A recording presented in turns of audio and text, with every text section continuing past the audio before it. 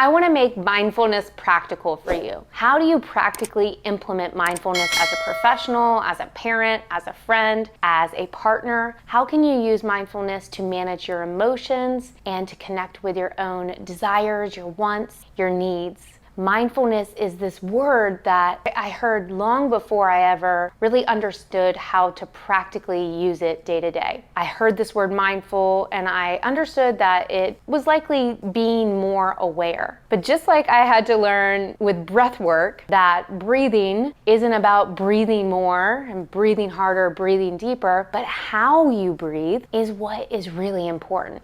The biomechanics, the practical steps of breathing. I came to the same conclusion with mindfulness, is it can be a really mysterious word.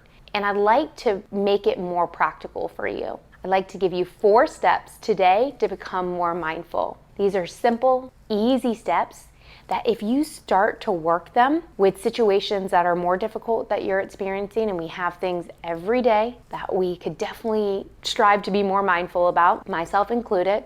But if you really do take this tool, write it down, put it somewhere where you're gonna see it regularly, and start to implement it, start to use it. I have seen this, especially with my clients, especially with myself, I have seen this transform their internal dialogue, their internal positioning towards themselves, and externally benefit them in their relationships, in their job, in their personal life. So I hope you find this very valuable today. Let's get into the lesson. The 4 steps of mindfulness. We all want to start here. Step number 1, to strengthen the observer. This is the ability to think about what you've been thinking about. You know how you're aware that, I've been agitated? Or maybe you're aware, something's bothering me, I feel sad today. Well, you are aware of your physical and mental emotions. And the more we get sensitive to them, the more we become aware of them, the easier it is to process and manage them and move out of them if we need to, move through them if we need to. So as you're cultivating mindfulness, you gotta start with awareness, strengthening your observer. One way I like to do this, and I have a live video on it, is through a thought audit. So it's 10 questions that I ask my clients, or I have my clients ask themselves every day. They rate themselves. What has their thought life been like? What has their internal dialogue been like? And I give them a few questions. Are you wandering or more present? Are you critical or judgmental or more accepting? Are you angry? Are you frustrated? Or are you calm? So as you start to do this and you're checking in on a regular basis, you'll start to notice trends and patterns, these types of behaviors. You'll become sensitive to your inner dialogue, and that's the observer looking inside and becoming aware of what you're saying to yourself about yourself. So we strengthen this. Mindfulness is a muscle. We have to strengthen it. We have to work on it. This is a great place to start, but I want to make sure you understand that the next steps, especially 2 and 3, need to be used together. You start with strengthening the observer, but you want to do it in a certain way. So 1 is strengthening the observer, 2 is in a non-judgmental, non-critical way. This is where I think a lot of people get stuck, is they're very aware, they're very self-aware, but they're super judgmental towards self. And when you're judgmental towards self, you're usually judgmental towards others. So that goes hand in hand. But they're really judgmental and critical to themselves. They have this inner dialogue that's like almost a villain in a way, where they're not a coach, they're not uplifting, they're not helping them, but they're talking down, they're doubting, these types of negative thinking patterns. And we all have both, I get it. But primarily, what is the voice inside your head sounding like? And we can start to notice in a non-judgmental, non-critical way, start to become a little bit more aware of this internal dialogue that maybe has been in the background a long time. Listen, I'm not a psychologist. I'm very interested in psychology.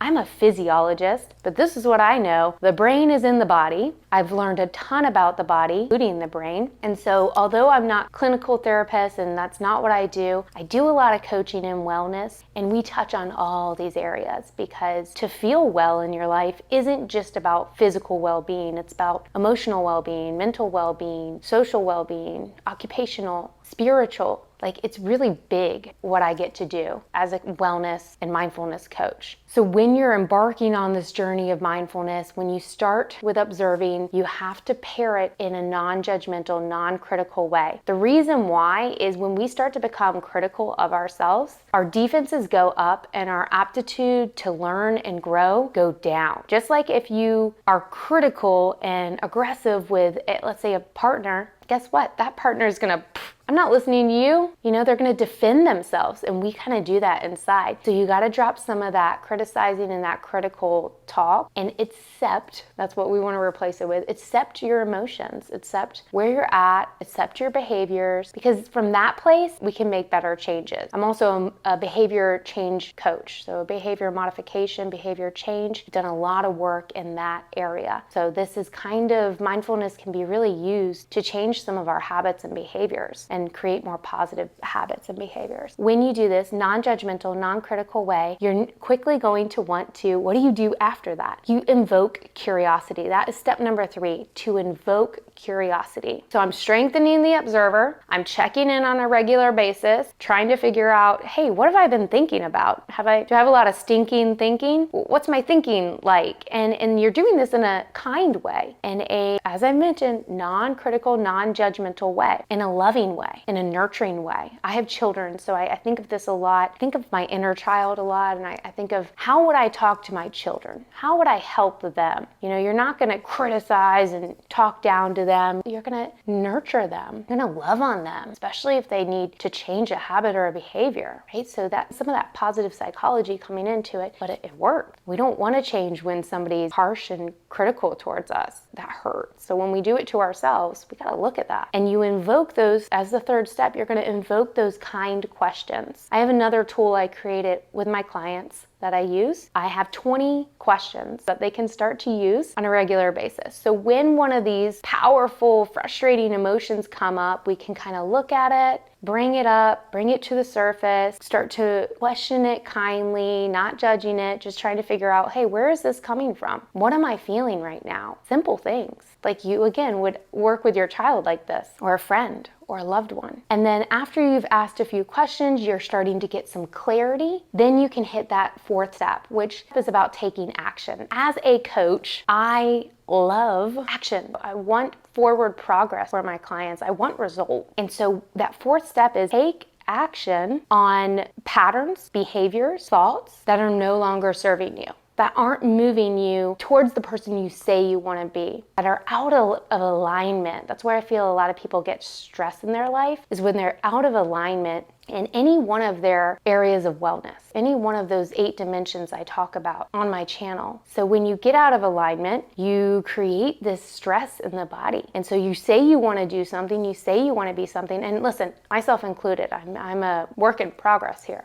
I got some areas I'm working on as well. But you say you want to be this certain way, but you act a different way out of maybe habit or, you know, maybe unawareness. You're just not aware. It's on autopilot. And the act of mindfulness, this process, when you write down these 4 steps I gave you today, write them down and start to work them into your life. You are going to see, you're going to feel empowered. That's how I feel now that I have this tool, that it's real to me, it's living, it's breathing. You're going to feel much more empowered to make positive changes. That's where I get a lot of my clients in wellness and mindfulness and even communications. They want to make positive changes. And this is such a great tool. So I hope you found this helpful. There's so much more I could say on this. If you're really interested and you want one-on-one coaching, I would love to connect with you. All of my potential clients at this point in my business, I'm able to meet with potential clients for a 30-minute discovery call. This is going to be a coaching session. Like, we're going to get right into it. I'm going to provide value for you. And right now I'm offering that complimentary. If you see the link below and you want to schedule that session, it'll bring you right to my calendar and you'll be able to schedule that session complimentary. So that's my gift to you for being here and watching this. You know, I love that this is becoming a more common topic. I just feel as if still a lot of people don't understand how to use it. And I hope that you found this really helpful and practical. Breathe well,